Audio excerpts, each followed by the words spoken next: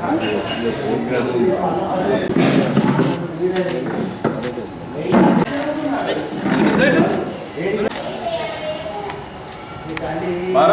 माता की भारत माता की जय।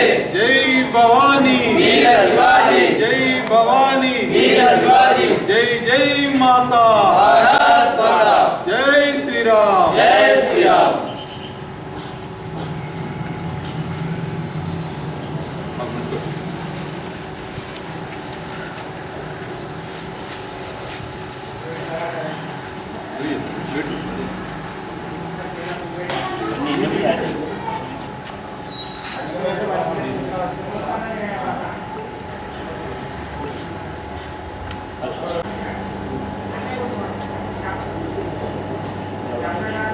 जय भवानी वीर शिवाजी, जय भवानी।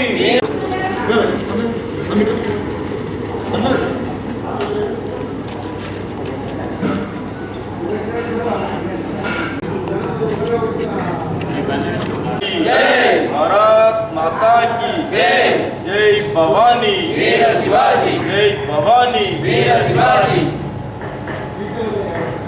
जय श्री राम, जय श्री राम, जय श्री राम, जय शिवाजी, जय भवानी वीर शिवाजी।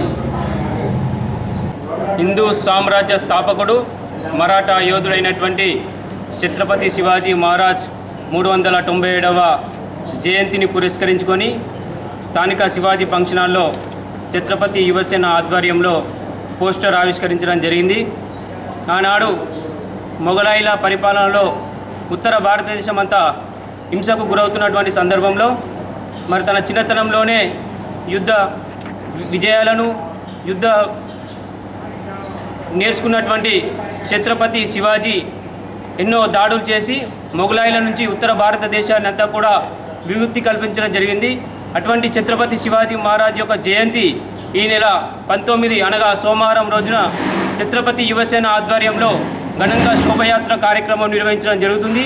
ఇట్టి శోభయాత్ర మంచినీళ్ళ బావి నుండి తీనికని చౌరస్తా, కటికేవాడ, లడ్డు కాజా చౌరస్తా, టవర్ సర్కిల్ మీదుగా కాలేజ్ గ్రౌండ్ వరకు శోభయాత్ర నిర్వహించడం జరుగుతుంది. ఇట్టి కార్యక్రమానికి హిందూ బంధువులు, వ్యాపారస్తులు, వర్తక వాణిజ్య సంఘాలన్నీ కూడా, ప్రజా సంఘాలన్నీ కూడా హిందూ బంధువులు అధిక సంఖ్యలో పాల్గొని ఈ యొక్క కార్యక్రమాన్ని విజయవంతం చేయవలసిందిగా ఛత్రపతి యువసేన ఆధ్వర్యంలో మీ అందరికీ కూడా కోరుకుంటా ఉన్నాం.